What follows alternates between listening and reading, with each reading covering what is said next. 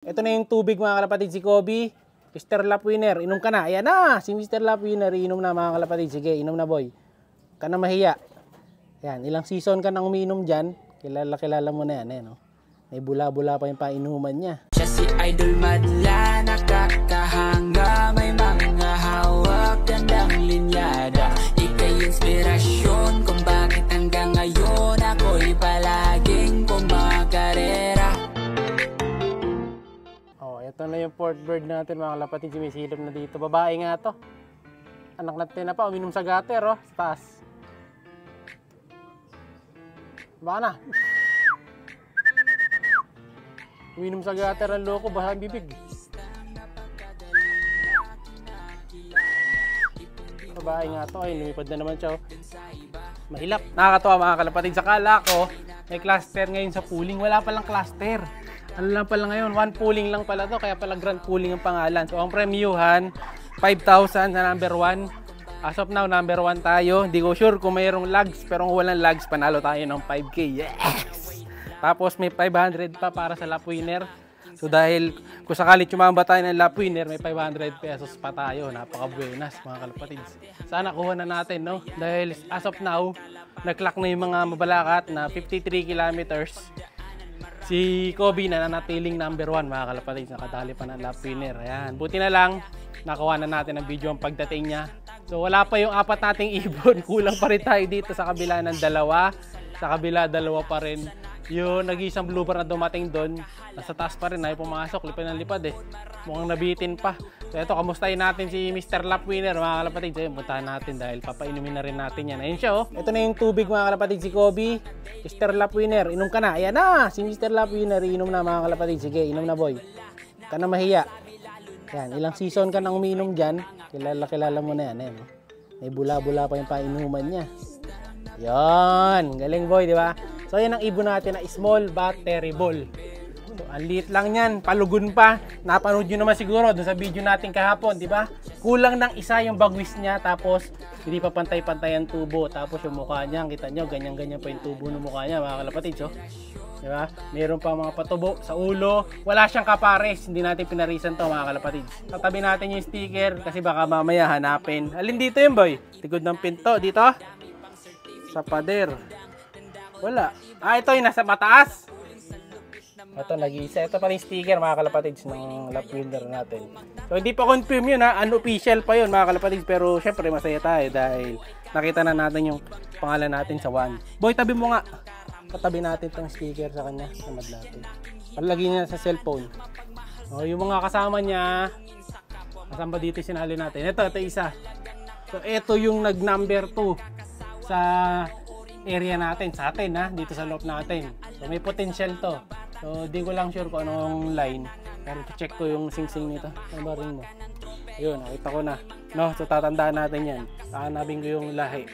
So ngayon, antayin pa natin yung 4 kasi wala pa sila. So kapit lang tayo dahil hanggang ngayon nagdadasal din kami na sana hindi masipa si Kobe. Sana kapit pa rin siya sa number 1 na rank. 2 birds na sa Dreamloft mga kalapatid. Ayun, no? Merong umiinom sa gutter na isa, tapos may isa pang blue bar. 2 blue bar pareho. So 2 na doon kung sakali. Tingnan natin kung bababa dito yan. So bali 3 birds na lang. As of now mga kalapatid, official na yung pagiging lap winner natin, lap champion today sa grand pooling mga kalapatid. Ito yung resulta. Yan. So panalo nga tayo ng 5K dyan sa first place pooling, grand pooling. And then 500 additional dahil lap winner nga tayo. So 5-5 ang total na naiuwi na premyo ni Kobe Jr. Kobe Salpok ngayon mga kalapatid. Kaya napakasaya natin. Grabe. So ito yung landing niya nga pala sa CCTV. Ayan. So kita nyo sa CCTV mga kalapatid, sinaabangan ni Madlato. And then bigla nga siyang dumating. Ayan. Nang biglang dumating si Kobe, takbo agad si Madlato. Ayan. Kala nga namin late na. Pero umaaga pa rin pala mga kalapatids. Ngayon, check natin yung 5 dito sa likod. Kung kompleto tayo. So, 1. Isang nakapula. 2. 3. 4. Si Kobe pang-4. And then sa kabila, isa. Yung hen. Ito. Yan. Ito. Yun. Yung isa. Yung kompleto. 5 out of 5 dito tayo sa likod. Ngayon, check natin sa taas. And then mamaya Tape tayo ng mga bagong trainee. Ayan, yung mga naka-double green. Tape na natin. Sara muna natin to. Punta naman tayo sa taas. And muli, syempre, salamat sa napakahusay naming alaga mga kalapatids. Ayan, di ba pinag-isipan pa nga natin to nung nakaraan na hindi na dapat natin sasakay dahil lugon pa. Ayan, kita nyo naman mukha, oh. Lugon na lugon mga kalapatids. Oh. May patubo pa. Pero magla-lap winner pala siya mga kalapatids. Kaya pala iba yung kutob natin nung nakaraan. No, magla-lap winner pala itong bata natin. Bali yan yung first lap winner niya sa kanyang history. So ito yung dati niyang PEDS. Ayan. Ngayon, ito na mga kalapatids, yung certificate niya, aka PEDS. Ayan, latest na yan mga kalapatids, may lap winner ang nakalagay. Diba? So ayos, thank you boy, thank you sa binigay mong karangalan. Ayan, more wins to come pa sa'yo. So tingnan natin yung sumunod sa kanya, blue check, ito yun. Ito yung sumunod sa kanya. Ito yung medyo maliit lang, no? Ito yung sumunod sa kanya mga kalapatids, ito. Number 8 ang huli, no? 9. Hindi pearl eye. Orange ang mata eh. Oh, ayun oh, 9 oh. Hindi, tama ba tingin ko? Hindi, ito yung 89. Ito nga, ito yung sumunod sa kanya mga kalapatids. Ayan oh. Yung pearl eye, yung nalilisik ang mata. Ito yung sumunod sa kanya. So ito, may potential din to pag sinali natin. Maaaring, ito yung susunod kong entry. Titingnan natin. No, baka isali na rin natin to. So practice muna. Hindi pa pwede isali to isa na to. So next muna na entryhan. So next pooling, kung sakali, si Kobe muna ulit ang sasandalan natin. Pero umli, thank you boy. Tayo sa taas. Check natin sa taas kung kumpleto na tayo doon. 3 lang naman doon eh. Although yung mga ibon natin kanina doon, hindi agad nagsipasok. Lalo yung nauna nating hen. Tagal niya bago pumasok.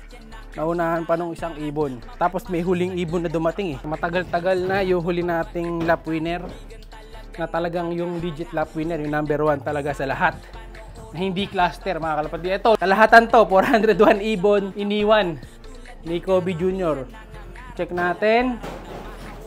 Isa pala nakita ko naka-blue. Check natin sa kabila. Kasi baka mamaya kulang pala tayo eh. So ito yung mga ibon natin. Check natin kung kumpleto to. At ang nakikita ko lang, isa lang ang naka-blue mga kalapatids. Ayun lang oh. Yung isang blue bar na yun. So ibig sabihin, kulang tayo ng isa. Ayun lang mga kalapatids yung naka-blue eh. Ito. Kung pareho tayo na nakikita. Ayan. Ito lang ang naka-blue na clip ring dito. And then, sa kabila, dito may isa din. Ayun, yun. Yung naka-blue. So, dalawa. Ito yung nauna. Yung makulit, yung uminom sa gutter. So, bali, kulang tayo ng isa, no? Kulang tayo ng isa. Anak ng tinapa. Ayan, no? So, sino kaya yung isang kulang? Check natin sa mga susunod, no? So, abangan natin kung darating pa yung isa. Sana hindi naman siya nahuli. Dahil nga, yun nga. Dahil first drop tayo, maaaring yung ibon natin ay masama sa ibang mga lugar talaga. So, kasama sa karera yun. Kita nyo kanina, di ba, nung dumating si Kobe, sakto dumarating din yung ibang maraming ibon. So, yung iba na ibon natin nasasama doon. So, napapalayo. Ang isang makarating ng dulo, may Mabalacat, may Florida. Maaaring makarating sila doon. At hindi na makabalik dito mga kalapatids, no? Pero umasa pa rin naman ako na uwi yun kasi bukas may training pa naman. So makakahabol pa siya. Mamaya, update ko lang kayo sa next video kung sakaling umuwi siya. Muli, maraming salamat sa nagtiwala kay Kobe. Yung mga ginagamit natin kay Kobe, Vitamin Pro, yung Triple X na shampoo, pampaligo niya yun. Tapos Granada sa probiotics. Saka yung Aminopar, ginagamit natin dito sa kanya bilang vitamins. Thank you mga idol. Hopefully, maka-isa pa tayo. Like, share, subscribe. Ingat! Siya'y kalapatistang napakagaling na kinakilala.